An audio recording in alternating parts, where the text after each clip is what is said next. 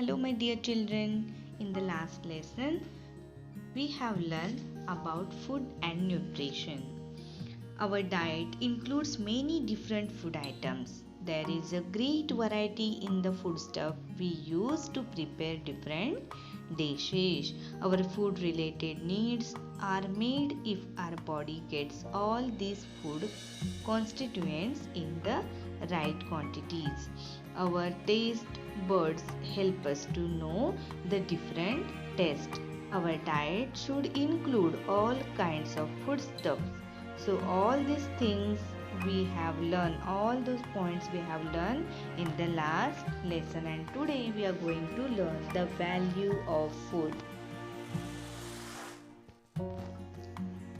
You can see on the screen, see Arjun and Varsha are brother and sister. They love to eat hot bajra bhakris and butter. Mother makes a number of other dishes for them to eat with bhakris. They like those too. What could be those dishes that mother makes to go with bhakris? What are those dishes made from? We are going to learn about this. Let us start. We eat a variety of dishes from breakfast to dinner. Many ingredients are used to make these dishes. What are those dishes made from? Farms. From farms we are getting wheat, rice, pulses, jawar and sugarcane. Karvanda, jamun, boar, honey. These all things we are getting from forest. Karvanda, jamun, boar and honey. You can open your book, and on the book also there are many pictures that you have to observe. From sea we are getting fish, salts, etc. From fresh water we are getting singadas, fish and makhanas. Singadas means water chestnut and makhanas means lotus seeds. Fruits and vegetables, and meat and eggs we are getting from animals. So all these things is very important in our life. This is our food items. Often when serving food to both Arjun and Varsha, mother says take only as much as you want, for food shouldn't get wasted. Why she is telling? To explain and to understand this, we are going to learn the story of Bhakri.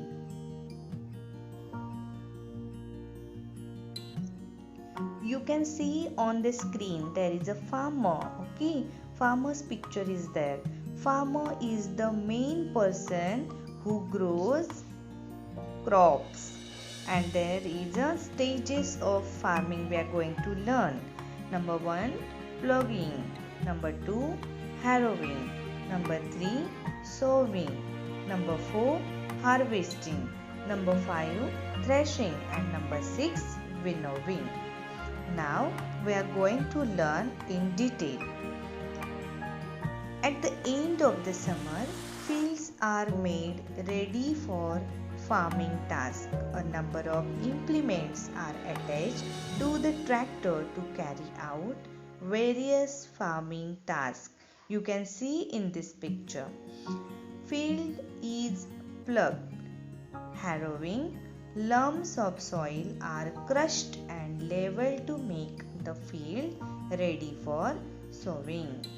Pre-monsoon showers make the hot soil humid. After that, seeds are sown. Within few days, the seeds sprout and the seedlings are seen above the ground. And after that, weeds to grow means unnecessary plants. Laborers are employed and paid to remove these weeds. You can see this picture, observe this picture carefully. After this, how these crops are grown? Crops grow vigorously on rainwater. After a while, ears of crops appear on every stalk. The grains forms and the ears go fuller. Birds come in flocks to eat the tender grains. Scarecrows and slingshots are used to frighten the birds. Okay, you have seen this? Yes, we all have seen this in the farm. Now, what is the meaning of harvesting? When the ears of grains are full, they are cut and gathered. It's called harvesting.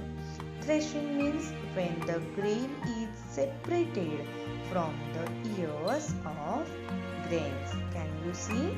Yes, we have seen this. Traditional method of threshing. If machine is not available, bullocks are used for threshing. A round space is cleared in the field. Threshing floor is prepared. A post is erected at the center and a bullock is tied to it. The bullock walk in circle around the post. See this last picture carefully. The harvesting ears are spread in the round space. They get trampled upon by the bullocks.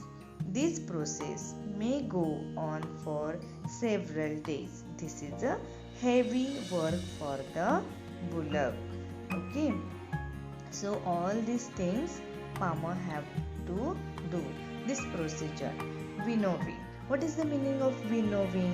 When winnowing is done, the shell and the chaff that comes out is very light in weight.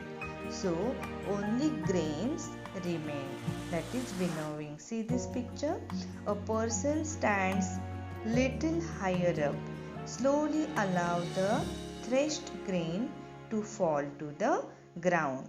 Machines are also used as it makes the work more easier.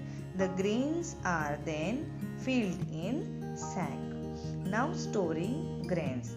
Grain is stored properly to be protected from insects and pests. Some grain is kept aside and rest is sent to the market to sell. So this is the meaning of this. Now what about selling? Traders buy the grains from the farmers. Then the traders sell the grain to the provisional storekeepers. The grains are transported by means of truck and goods train. People buy the grains from shopkeeper.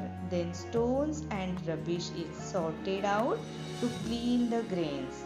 Dough is made and lump are rolled to a bhakri. Okay, so this is the procedure of bhakri. Okay, every day we are eating bhakri, chapati. This is the story of a bhakri. Okay, so my dear children, read this all points carefully. Now we are going to learn about other food stuff.